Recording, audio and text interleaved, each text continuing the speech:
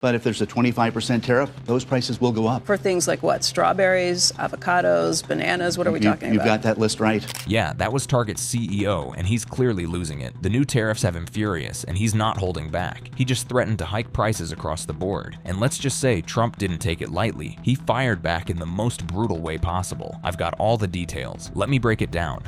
Target's CEO loses it.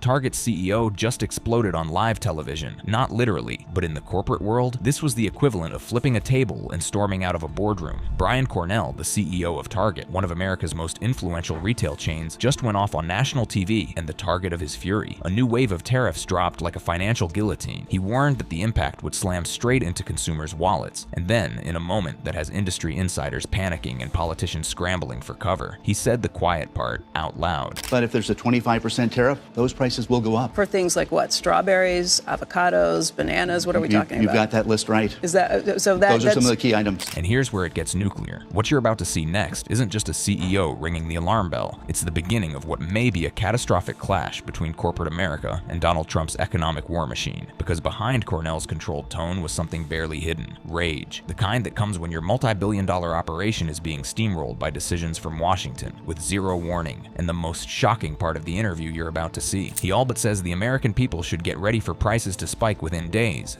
Not weeks, not months, but days, all because of political posturing that ignores basic supply chain reality. This isn't just about bananas, it's about billions, and it could reshape how you shop, for everything from clothes to toothpaste. Let's rewind back to how everything began. Target had just wrapped a strong fourth quarter. Holiday sales were solid. Their new categories, beauty, apparel, toys, were crushing it. Digital was booming. Same-day delivery had jumped over 25%. Brian Cornell should have been all smiles as he sat down for a friendly morning interview on CNBC to talk shop and celebrate numbers. But something was brewing just beneath the surface, and within minutes, it spilled out. Cornell shifted gears. He began talking about the cautious consumer, about how folks are tightening their belts, stretching budgets, and hesitating to spend. He said February sales were tepid. Not surprising, he explained, given the floods, freezes, and economic fatigue. But that wasn't the real issue. And I think there is some concern about tariffs. And I think there's a number of Americans right now that understand what a tariff is and what it might mean for them. Then came the bomb. Cornell warned that the fresh produce Americans take for granted, strawberries, avocados, bananas, could see price hikes within a week. Not maybe, not if things don't work out, but likely. And why? Because of Trump's tariffs. We know for certain categories, like fruits and vegetables, the consumer will likely see price increases over the next couple of days. If you think about all the fresh produce, we depend on Mexico during the winter. We're going to try to make sure we can do everything we can to protect pricing. But if there's a 25% tariff, those prices will go up. Let's break this down. Over the past few years, Target has diversified its supply chain, going from over 60% reliance on Chinese imports to just 30%, now aiming for 25%. That's no accident. It's a strategic shield against exactly this kind of trade policy chaos. But even that armor has cracks, because no matter how you spin it, when you depend on Mexico for fresh produce during the winter, and the US government drops a sudden 25% tariff on goods from Mexico, that's a punch directly to the grocery bill. You can't hide that. You can't outsource strawberries to Sweden. Cornell wasn't just explaining economics. He was warning of a ticking time bomb, and it's already been detonated. So why does this matter? Because for the past several months, the US administration, spearheaded by Trump's trade advisors, has been dialing up pressure on trading partners with aggressive tariffs in an attempt to force new deals. That might sound tough on paper, but in reality, it's playing Russian roulette with America's consumer economy. The fact that Cornell even felt compelled to speak publicly like this says everything. CEOs at his level don't speak off the cuff. Every syllable is vetted, every phrase carries weight, and his phrasing was careful, but unmistakable. He said his teams have been doing scenario planning. Translation? Crisis mode. They've been anticipating this, but what they didn't expect was the timing. As Cornell himself said, the midnight hour came and the tariffs just dropped. We've done a lot of scenario planning, and we've tried to understand what are the different options that we might have to face. And here's the kicker. Trump may be trying to hurt China or Mexico, but in the process, he's ambushing America's biggest retailers. This is where the hypocrisy comes in. The administration says it wants to protect US consumers and businesses, but Cornell is literally telling us the exact opposite is happening. Half the goods Target sells come from the US, sure, but that other half, it's tangled in a global web of supply lines, warehouses, shipping ports, and seasonal patterns. And Trump's tariffs are hacking at that web with a machete. It's not just Target, it's every major retailer. But Cornell is the first high-level CEO to say what they're all thinking: we're in trouble. And here's the emotional core of the story. The average family is already struggling. Wages haven't kept up with inflation. Consumer confidence is down. People are looking at their credit card bills and already wondering how to cut back. And now, you're telling them strawberries are going up 25% because of a political stunt? That's not just inconvenient, it's insulting, especially when it's coming from the same administration that claims to be fighting for working Americans. You can't talk about saving the middle class while lighting their grocery bills on fire. That's why Cornell's frustration matters, because even as he tries to stay composed, you can hear it, the quiet rage of a CEO watching millions of customers about to be punished for something they didn't choose. And the wildest part, Trump hasn't responded, not publicly, not directly, and certainly not with any indication that he realizes just how deep this knife goes. But insiders say the White House was surprised at how fast retailers like Target and Walmart began pushing back. They shouldn't be, because this was never about foreign policy. This is about your grocery bill. This is about whether or not your kid gets a lunchbox with bananas and strawberries this week. And this is just the beginning. Up next, the nation's oldest university is now completely cut off from the federal government. On May 27th, the Trump administration canceled all remaining federal contracts with Harvard, worth an estimated $100 million across 9 federal departments. This isn't just about money, it's about power, ideology, and the future of American higher education.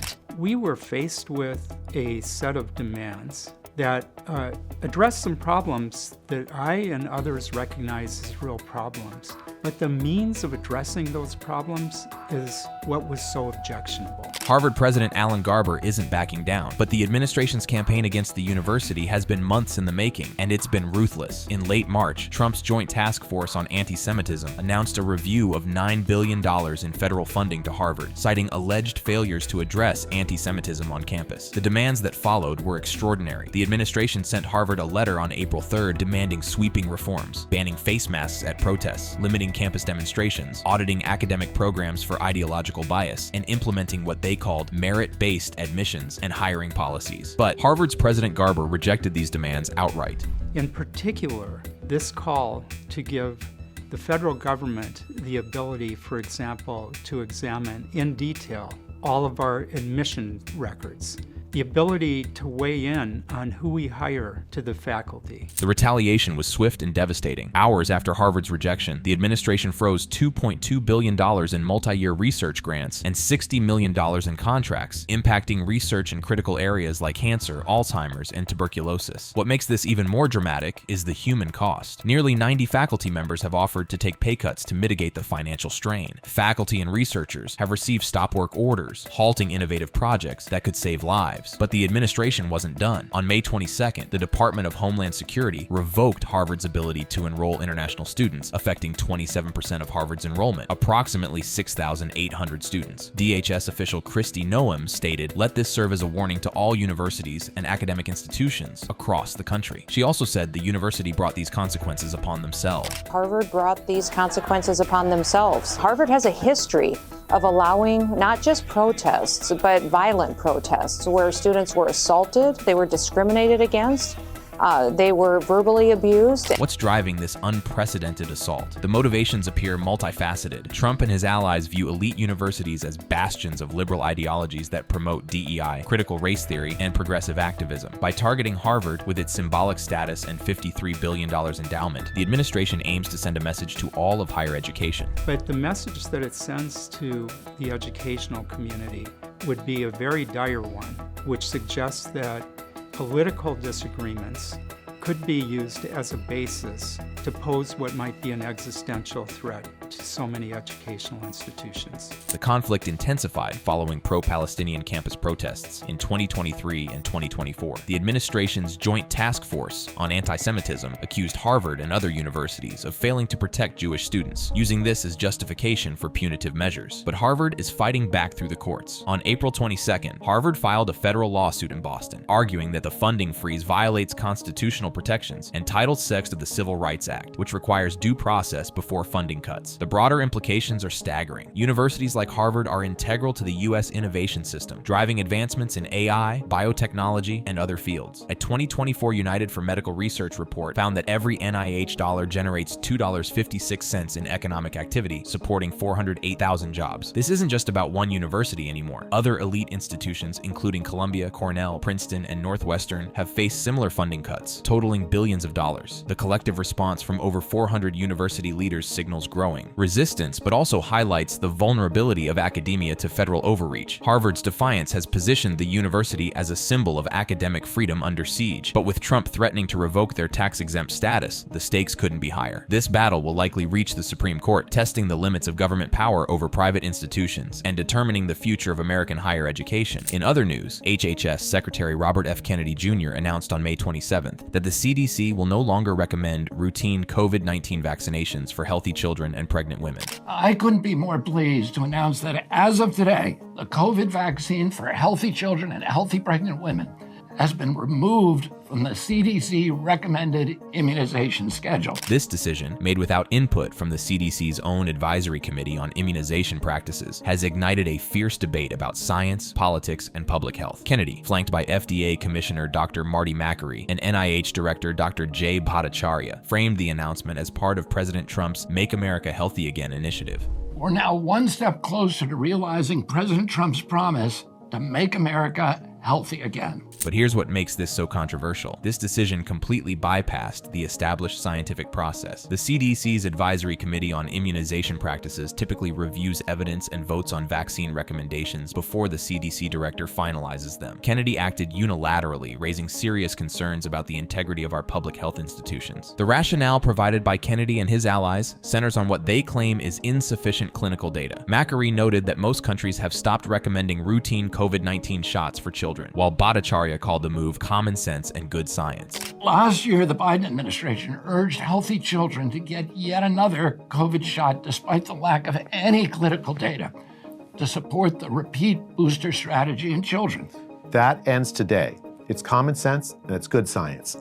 There's no evidence healthy kids need it today, and most countries have stopped recommending it for children. But the medical community is pushing back hard against this narrative. The American College of Obstetricians and Gynecologists has expressed strong opposition, citing clear and definitive evidence of vaccine safety and efficacy during pregnancy. They emphasize that unvaccinated pregnant women and their infants face what they call catastrophic risks. The science tells a compelling story that contradicts Kennedy's decision. For children, while the risk of severe COVID-19 is generally lower, CDC data indicates over 1,300 pediatric deaths since the pandemic began. Hospitalization rates are highest among infants under 6 months, with children accounting for about 4% of COVID-19 hospitalizations in the 2024 to 2025 respiratory season. The safety profile of these vaccines for children is well established. Extensive studies show that COVID-19 vaccines are safe for children, with the risk of myocarditis being low, only 5 verified cases in ages 12, 40 within 21 days of a Pfizer shot in the 2024 to 2025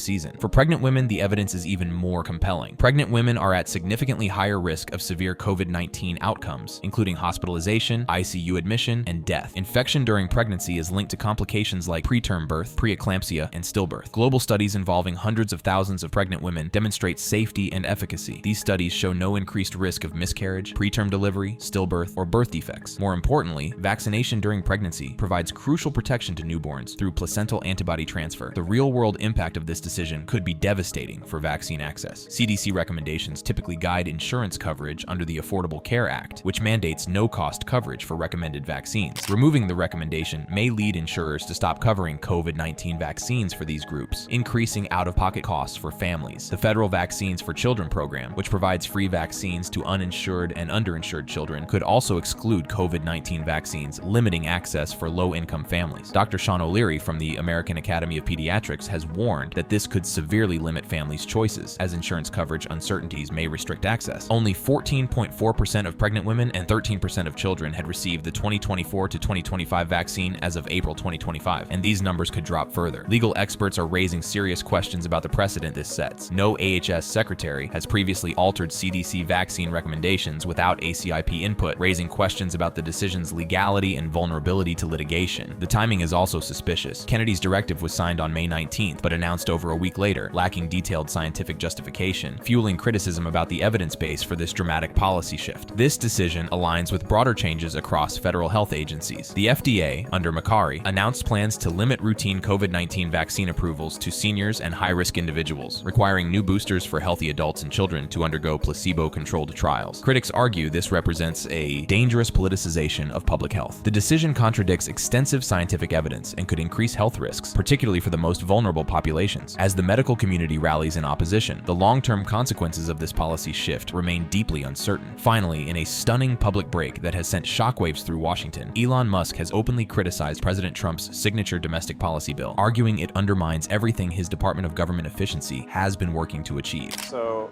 I was disappointed to see the massive spending bill. This fracture in what was once a powerful alliance reveals deep tensions about the direction of the Trump administration's fiscal policy. The bill at the center of this controversy is the One Big Beautiful Bill Act, a comprehensive package that represents the cornerstone of Trump's domestic agenda. The Congressional Budget Office estimates this legislation could add $2.3 trillion to $4 trillion to the federal deficit over a decade, a staggering figure that has fiscal conservatives up in arms. Musk didn't mince words in his criticism. In a CBS Sunday Morning interview, he stated, "I was disappointed to see the massive spending bill, frankly, which increases the budget deficit, not just decreases it." So, I was disappointed to see the massive spending bill, frankly, which increases the budget deficit, not just decrease it. But perhaps his most cutting observation was about the bill's grandiose name. "I think a bill can be big or it can be beautiful, but I don't know if it can be both."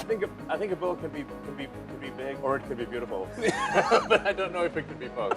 My personal opinion. The irony here is palpable. Musk was brought in to slash government spending through Doge, which was tasked with reducing federal expenditures by $1 trillion. However, Doge has only achieved $160 billion in savings for fiscal year 2026, falling dramatically short of its initial projections. What exactly is in this controversial bill that has Musk so concerned? The legislation includes extending the 2017 tax cuts, boosting military and national security spending, imposing Medicaid work requirements, and rolling back clean energy tax credits. These measures, while fulfilling campaign promises, come with a hefty price tag that contradicts Doge's cost-cutting mission. The massive spending bill, frankly, which increases the budget deficit, not just decrease it, and undermines the work that the Doge team is doing. Musk argued the bill undermines the work that the Doge team is doing, highlighting a fundamental contradiction in the administration's approach to fiscal responsibility. Trump's response to Musk's criticism reveals the political pressures at play. The president defended the bill, emphasizing the need to secure votes in a divided Congress and warning that failure to pass it could lead to a 65% tax increase. Trump acknowledged Musk's concerns but indicated a willingness to negotiate, stating, "I'm not happy about certain aspects of it, but I'm thrilled by other aspects." This public dispute comes at a challenging time for Musk personally. By May 2025, he announced he would reduce his Doge involvement to 1 or 2 days a week, citing the need to focus on Tesla and SpaceX. This shift coincided with Tesla's 71% profit drop in Q1 2025 and growing frustration with government bureaucracy, which he described as much worse than I realized. The public's view of Musk's government work has been mixed at best. A Washington Post ABC News Ipsos poll from April 2025 showed only 35% approval for Musk's Doge leadership, with 57% disapproving, reflecting growing skepticism about the chaotic impact of Doge's aggressive cost-cutting measures. Doge's track record has been controversial from the start. The department has implemented mass layoffs, shuttered programs like USAID, and targeted diversity, equity, and inclusion initiatives, claiming to save $1 billion in DI contracts. However, these actions have sparked lawsuits and criticism for lack of transparency and potential conflicts of interest, especially given that Musk's companies hold billions in federal contracts. The broader implications of this public break are significant, and the fracture highlights a fundamental tension within the Trump administration between campaign promises and fiscal reality. The One Big Beautiful Bill Act represents an attempt to deliver on electoral commitments, but the price tag conflicts with the administration's stated goal of reducing government waste and spending. For Musk, this represents a pivotal moment. His alliance with Trump was forged during the 2024 campaign when he donated over $250 million to Trump's re-election. Now, that relationship faces its first major public test over fundamental questions of fiscal policy and government spending. The outcome of this dispute could reshape both Musk's role in the administration and the broader approach to government efficiency. As the bill heads to the Senate, where fiscal conservatives have expressed concerns, the tension between political promises and fiscal responsibility will only intensify. And with that, we've come to the end of this deep dive. For more thought-provoking content like this, smash that subscribe button, hit the bell for notifications, and check out the cards showing on your screen for more videos. Don't forget to comment your thoughts below.